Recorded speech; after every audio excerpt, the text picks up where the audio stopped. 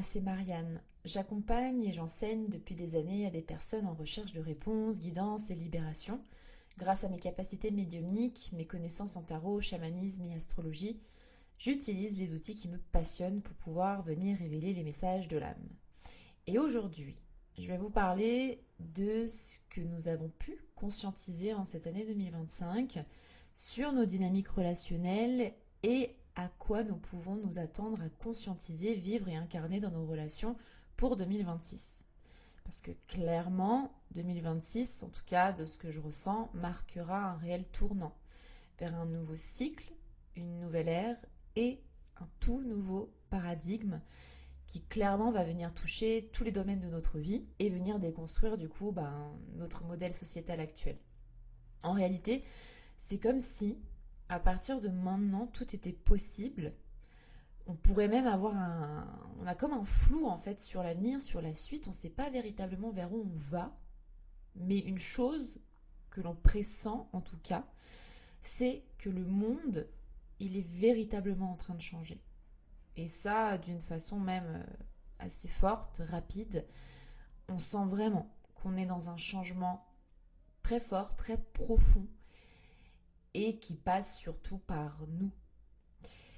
Et personnellement, je ressens l'appel à davantage vous parler d'un sujet qui m'a toujours animée, qui est les relations, le couple, l'amour de manière générale.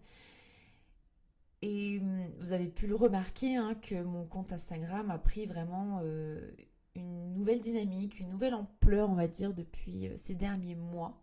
Surtout depuis en fait le mois de juin 2025, lors de mon voyage en Égypte en fait.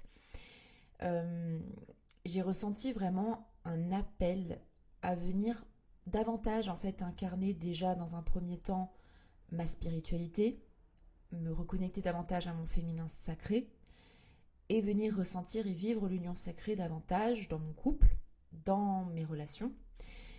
Et j'ai vraiment ressenti, en fait, j'ai vraiment reçu des enseignements, des rappels de vie passée, des mémoires, en fait, qui se sont activées pour vraiment, en fait, me plonger plus profondément, en fait, dans cette thématique-là. Clairement, en y allant, je ne pensais pas du tout que cette terre, que le berceau de notre civilisation viendrait vraiment déterrer en moi ces vieilles mémoires et surtout ces deux enseignements principaux que j'ai ressentis vraiment profondément, qui sont, dans un premier temps, que ces prochaines années étaient vraiment le moment pour nous, tous, et même pour moi, de vivre une spiritualité beaucoup plus incarnée. Et c'est comme si les pyramides égyptiennes étaient venues vraiment me ramener les deux pieds sur terre. Moi qui avais pu vivre vraiment une spiritualité comme une fuite ou un non-désir d'incarnation, que ce soit dans d'autres vies ou même une partie de celle-ci. Et croyez-moi que j'ai bien compris ces derniers mois à quel point ce divin pouvait être surtout et avant tout présent en chaque instant et que plus je me reconnectais pleinement à mon corps, à la matière, plus j'acceptais également aussi pleinement cette expérience et plus je vivais une véritable réconciliation en fait avec cette matière et plus je pouvais justement être un pont plus solide entre ciel et terre. Et le deuxième point qu'on m'a apporté, que j'ai ressenti en tout cas comme enseignement, était que le chemin du couple était un véritable passage initiatique. Alors déjà pour moi, mais pour de nombreuses personnes également, pour la plupart d'entre nous, une vraie voie d'évolution à venir incarner.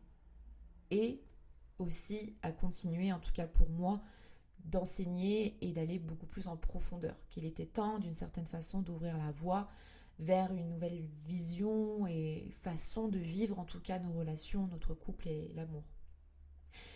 Donc, mon travail, en réalité, est en train de prendre une tournure où je parlerai davantage de cette thématique et je comprends qu'aujourd'hui, accompagner à travers mes outils, mes capacités, les couples et les personnes sur leur cheminement relationnel, c'est un véritable appel de l'âme. Clairement, c'est une mission profonde, c'est ce qui m'anime, c'est aussi ce qui me challenge, paradoxalement. L'un va avec l'autre, quoi. Et j'ai déjà pu le faire beaucoup ces dernières années avec certaines d'entre vous et certains. J'ai accompagné pas mal de clientes à sortir de certaines relations néfastes, à rencontrer des liens d'âme forts où elles ont pu construire un mariage, une famille. Et je suis d'ailleurs hyper reconnaissante d'avoir pu, en quelque sorte, vous accompagner, être cette petite lumière, on va dire, sur ce chemin et de vous voir surtout aussi épanouie. Donc vraiment merci de votre confiance et si certaines en tout cas m'écoutent. Mais aujourd'hui en tout cas je ressens vraiment l'envie d'aller encore plus loin par rapport à ce que j'ai pu déjà apporter ces dernières années, d'ouvrir davantage en fait ces connaissances à une plus grande échelle, au collectif, de vous parler du relationnel mais d'une façon beaucoup plus profonde, pas simplement en apportant des conseils relationnels classiques, mais vous emmener vers une compréhension du couple et de l'amour comme un vrai passage initiatique spirituel avant tout, à vivre en nous, dans nos relations, pour justement avancer avec plus de conscience, au-delà de ce qu'on a pu nous vendre en quelque sorte des relations, du couple à travers les films, ou ce modèle on va dire aussi sociétal actuel. Bref, c'était important pour moi de faire cette petite introduction avant d'attaquer véritablement sur ce sujet de podcast. Du coup voilà. Bon, rentrons dans le vif du sujet. Déjà, si vous avez ressenti que cette année est passée vite, accrochez-vous, car 2026 passera encore plus vite. Donc, ce que je vais vous partager dans ce podcast, c'est comme si je vous parlais de demain. Ça pourrait se présenter à vous assez rapidement, si ce n'est pas déjà le cas, mais clairement, soyez en quelque sorte peut-être attentifs, laissez-vous traverser surtout par vos ressentis corporels, émotionnels, vraiment laissez-vous traverser. Parce que dans ce podcast, j'aimerais vous proposer un temps de recul sur ce que 2025 nous a appris à travers nos relations et sur ce que 2026 vient recalibrer profondément dans notre manière d'aimer, de nous engager. Je vais m'appuyer principalement sur certains transits astrologiques importants, pour moi en tout cas, de 2025-2026, et sur mes propres ressentis et lectures de ces transits. Bien sûr, l'astrologie reste un outil qui, en fonction de chacun, s'illustre différemment. Et personnellement, j'aime me laisser traverser par mon intuition. Donc je rappelle quand même que ce que je vais vous apporter là comme exemple dans cet épisode ne sont pas des prédictions futures, mais vraiment mes propres ressentis. Je ne détiens pas la vérité absolue. Donc faites preuve vraiment de discernement sur tout propos que je pourrais apporter. Donc prenez vraiment ce qui vibre en vous, ce qui vous parle, et laissez ce qui ne fait pas sens. Déjà, j'en ai parlé dans mon dernier post sur Instagram, mais clairement, 2025 est venu nous libérer et est vraiment venu dissoudre ce qui n'est pas en accord avec ce que nous sommes réellement invités à incarner pour ce nouveau cycle à venir. On a bien compris en 2025 qu'il y avait un vrai appel à sortir progressivement de relations fondées sur la fusion, la dépendance affective, le sacrifice, la survie émotionnelle, pour aller justement vers des liens beaucoup plus ancrés dans l'alignement identitaire, la responsabilité émotionnelle, la vérité, le respect du rythme et de la liberté de chacun. En gros, les énergies de cette fin de cycle numérologique 9 nous ont bien fait comprendre qu'on était invité à conscientiser qu'on ne se mettait pas en couple simplement pour se compléter, mais pour marcher côte à côte en étant déjà nous-mêmes des individus entiers. Et ça, on l'a bien compris, on a ressenti une vague de séparation en 2025. Alors, non pas que je juge ces séparations justes ou pas, je n'y apporte pas forcément de jugement, je dis juste que comme nous sommes dans une année 9 en 2025, c'est souvent une année de clôture, donc ça ne m'étonne pas qu'il y ait eu autant également de relations qui se sont dissoutes, puisque peut-être certaines personnes se sont rendues compte justement que leur relation n'était pas fondée, en tout cas sur peut-être des bases sur lesquelles elles voulaient continuer justement à faire évoluer, déjà évoluer elles-mêmes dans leur vie, mais aussi dans leurs relations. Dès printemps 2025 déjà, on a eu un léger aperçu de deux transits importants qui sont Neptune et Saturne qui sont rentrés en bélier. Parce que Neptune, en fait, en poisson, avant justement de rentrer en bélier, donc Neptune était en poisson, et ce transit nous a vraiment propulsé à l'ouverture de conscience, à reconnecter au monde invisible, à l'appel de notre âme, à vraiment être dans cette reconnexion du divin, mais nous a aussi propulsé dans de vraies illusions, à vivre parfois même une spiritualité totalement désincarnée, à être beaucoup plus dans la fuite que ce que nous pouvions vivre vraiment. Et ça a pu nous pousser un petit peu à nous couper parfois de notre discernement.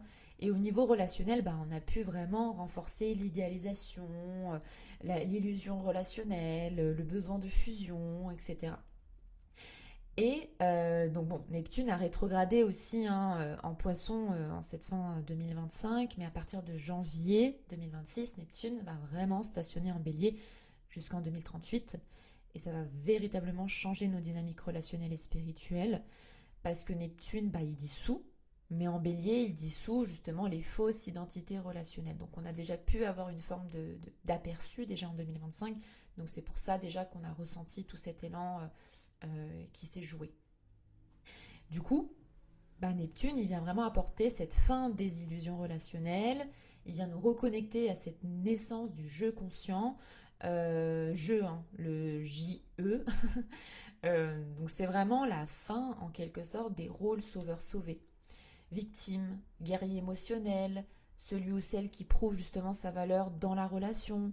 Par exemple, dans le couple, ça peut se traduire par justement des désillusions amoureuses, des séparations justement nécessaires, un rejet de relations floues, ambiguës ou non incarnées. Avec ce transit, en fait, on comprend vraiment et clairement qu'on ne veut plus en fait rêver l'amour, mais qu'on veut vraiment aussi l'incarner.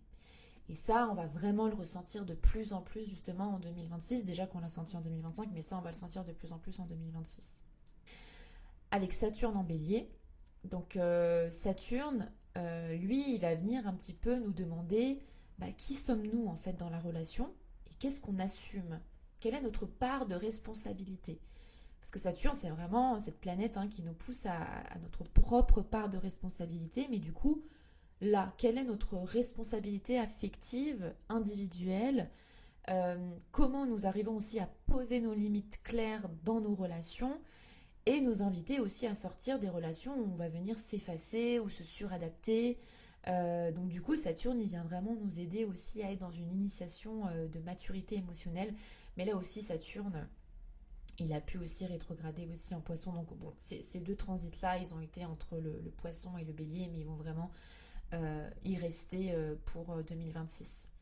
Donc du coup, euh, moi personnellement, je ressens qu'on va vivre une vraie invitation à sortir aussi du fast plaisir, du fast amour, pour venir ancrer en fait des valeurs communes et d'engagement fort, parce que bah, Neptune en bélier et Saturne aussi en bélier, en fait, on pourrait vraiment ressentir un besoin ou un élan peut-être même rapide de construire, mais parce que bon, l'énergie du bélier, c'est vraiment l'énergie de la rapidité, on y va, on fonce, vraiment c'est l'énergie de feu, quoi.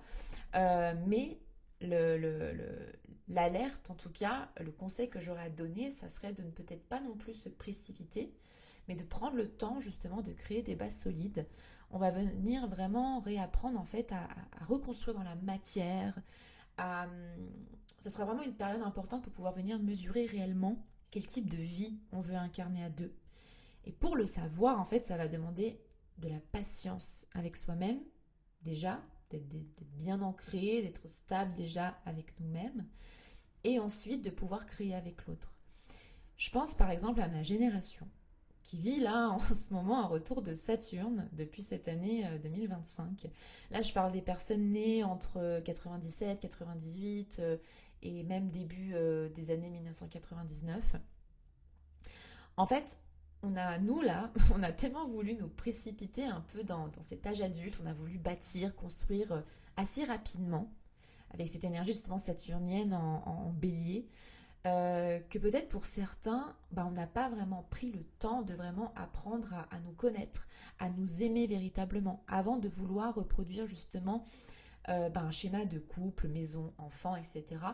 Et moi, je ressens en tout cas pour cette génération-là qu'il va y avoir vraiment un vrai recalibrage pour nous. Et je pense pour venir bah, ancrer en fait les futurs parents que nous sommes amenés aussi à devenir et aux futurs enfants que nous sommes aussi amenés à venir apporter aussi à ce monde. Donc il y a quelque chose aussi qui est en train de se préparer là de ce côté-là. Mais bon, petit aparté quoi. En 2025, on a aussi le transit d'Uranus en Gémeaux qui va y rester jusqu'en 2033. Donc on va vivre pour les prochaines années une véritable révolution de la communication et des modèles relationnels. Avec, déjà, on le voit avec toutes ces nouvelles technologies, avec l'IA, et ça pourrait vraiment en fait venir nous amener à nous relationner différemment. Parce qu'Uranus en Gémeaux, il pourrait vraiment venir bousculer en fait la manière qu'on a aujourd'hui de se rencontrer. Déjà qu'on voit pas mal, par exemple, de changements ces dernières années avec un phénomène où, je vous donne un exemple, mais on voit pas mal d'hommes qui affirment avoir du mal de plus en plus à se rapprocher des femmes, pour pouvoir peut-être aborder les femmes, avancer avec elles, etc. Et certaines femmes aussi qui ont du mal à s'ouvrir pleinement, à accueillir les hommes dans leur vie. Et on voit vraiment en fait un appel à la guérison de nos polarités féminines, masculines, de nos enfants intérieurs. En fait, avec l'essor en fait de notre façon de communiquer, des sites de rencontres, etc., ça a aussi créé une nouvelle dynamique de nous rencontrer, dans la façon dont on communique, avec l'évolution du fast love, comme j'ai pu l'évoquer précédemment. Là, en fait, avec Uranus en Gémeaux, on pourrait vraiment avoir besoin de plus de vérité, plus de clarté, plus de conscience émotionnelle et de venir vraiment travailler en profondeur sur notre système nerveux pour peut-être justement sortir de ces mécanismes de peur, de communiquer, de s'ouvrir à l'autre, de recevoir l'autre. C'est vraiment cette dynamique-là. Et du coup, les relations, elles pourront plus être vraiment vécues dans l'hyperstress, l'urgence, le chaos émotionnel, la peur, la crainte. C'est comme s'il y avait vraiment un appel, en tout cas pour les prochaines années à venir vraiment nous recentrer, à nous unir déjà intérieurement, à retrouver vraiment cette union en soi avant d'aller justement à la rencontre de l'autre. Et pour moi, en tout cas, je ressens que ça pourrait vraiment bousculer notre façon un petit peu de définir les liens. Par exemple, pour certaines personnes, ou certains couples, ils pourraient avoir envie de sortir peut-être d'un cadre classique pour aller vers une relation de couple non conventionnelle du couple, ou au contraire certaines personnes qui veulent peut-être revenir à une façon plus ancienne de vivre le couple, ou par exemple je sais qu'il y en a certains qui voient qui aimeraient élever par exemple leurs enfants en communauté et non seulement au sein d'un foyer familial avec deux parents. Donc ça pourrait en fait redéfinir vraiment notre façon aussi de vivre la famille. Uranus en Gémeaux, il vient vraiment nous apprendre en fait à venir rééquilibrer notre système nerveux. Il va y avoir un vrai travail en fait de rééquilibrage de notre système nerveux, du stress, d'un vrai travail de fond en fait sur notre santé mentale. Un autre transit que je trouve hyper intéressant à venir aborder, c'est l'entrée de Chiron en Taureau à partir de juin 2026. Avec l'entrée de Chiron en Taureau, on touche à une blessure collective profonde, qui est notre valeur personnelle, l'estime de soi, la sécurité intérieure, notre rapport au corps, à l'argent, au mérite. Et dans les relations, ça va changer en fait notre capacité à nous engager sur la durée, à faire preuve justement de patience et à construire lentement mais solidement. Donc ça va venir un petit peu renforcer aussi ce travail de Neptune et Saturne en bélier. Donc il va vraiment y avoir une invitation très forte à passer de relations justement basées sur le superficiel pour aller plus vers une beauté unique, vers une relation unique, incarnée, authentique, parce que certaines personnes, elles pourraient être tentées avec ce transit-là, à mentir pour plaire, à se cacher pour être aimées, à se perdre en fait dans leur identité en fait, qui n'est pas la leur justement par peur de la solitude. Mais du coup en 2026, on va ressentir plus profondément ces faux semblants. Le corps, le cœur, l'énergie en fait ne pourront plus mentir. Et ça sera vraiment un appel puissant à se reconnaître vraiment avant de vouloir aimer ou être aimé.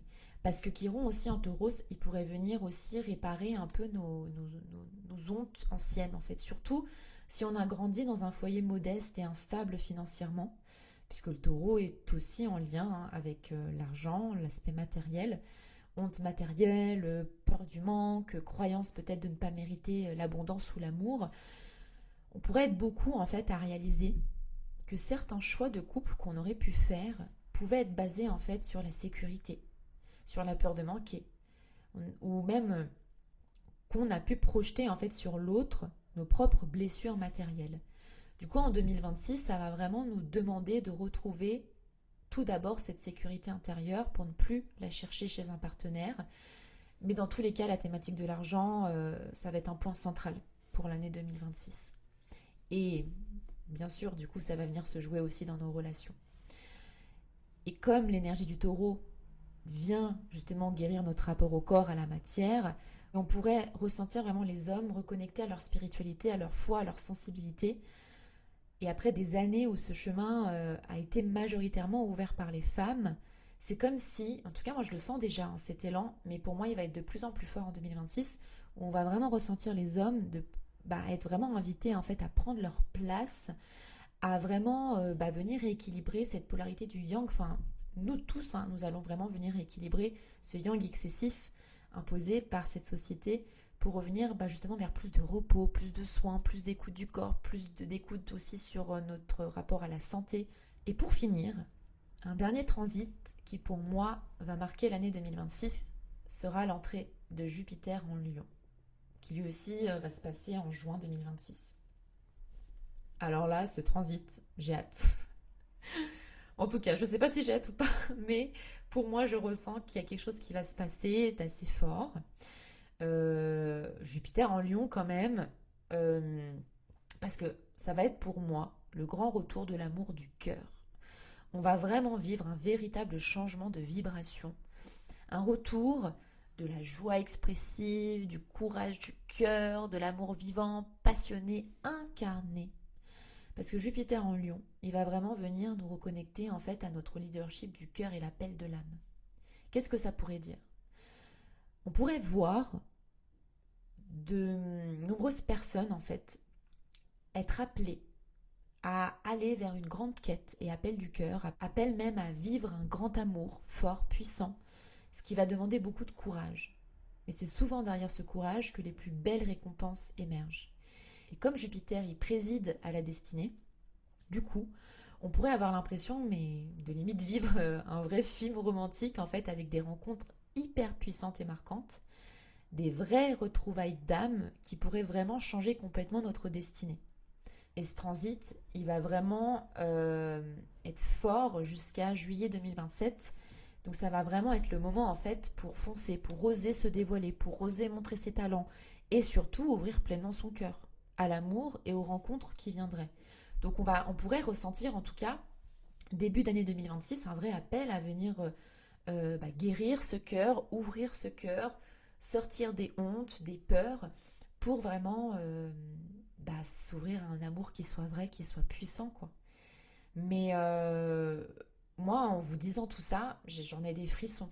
J'en ai des frissons de vraiment ce Jupiter en Lion, parce que je ne sais pas véritablement quel type de relation nous allons voir, je ne sais pas véritablement quel type de rencontre nous pourrions avoir, mais ça pourrait être des rencontres vraiment hyper puissantes. Pour conclure sur cet épisode de podcast, on comprend du coup clairement, avec ces transits 2025-2026, qu'on est vraiment appelé, en tout cas en ce moment, à vivre de grandes prises de conscience et changements au niveau relationnel. On va vraiment nous inviter à oser, nous dévoiler, à être dans notre authenticité, pour ouvrir pleinement notre cœur avec courage et appeler à nous un amour divin, un amour vrai, aligné, profondément vivant. En tout cas, c'est ce que je nous souhaite et je continuerai en tout cas de vous accompagner à pleinement vivre déjà cet amour avec vous-même et cet équilibre en vous. 2026 est quand même une année numérologique 1. Le 1 appelle à l'union soi et avec soi. Et c'est vraiment en incarnant en fait ce leadership personnel et en comprenant que ce que nous vivons en relation n'est que le miroir de ce qui se vit en nous et que l'autre en fait vient simplement projeter ce qui demande à être équilibré. Alors imaginez de vivre un amour où les deux êtres retrouvent d'abord en eux leur équilibre, l'appel que nous sommes amenés à incarner pour 2026. Imaginez le pouvoir et la force que cela pourrait être de vivre une vibration si forte incarnée ici-bas dans la matière. En tout cas, Selon la vision spirituelle et initiatique de l'Égypte ancienne, l'union sacrée, quand elle est pure et équilibrée, elle devient un point d'ancrage du divin dans la matière, un canal vivant entre les mondes, et c'est comme si ces êtres ne s'aimaient pas seulement pour eux-mêmes, mais pour servir l'équilibre du monde. Et je pense en tout cas que si de plus en plus de couples conscients émergent, selon la vision en tout cas égyptienne, ça pourrait apporter une véritable élévation de conscience collective. Et aujourd'hui, du coup, je finirai pas avec une prière comme d'habitude, mais simplement par une citation si puissante qui pour moi illustre bien ces propos. Quand l'homme et la femme s'unissent depuis Mahat, l'équilibre cosmique, le monde n'a plus besoin d'être sauvé. Il se rééquilibre de lui-même. Je vous remercie pour votre écoute et je vous dis à bientôt sur le podcast de Mystical Readers.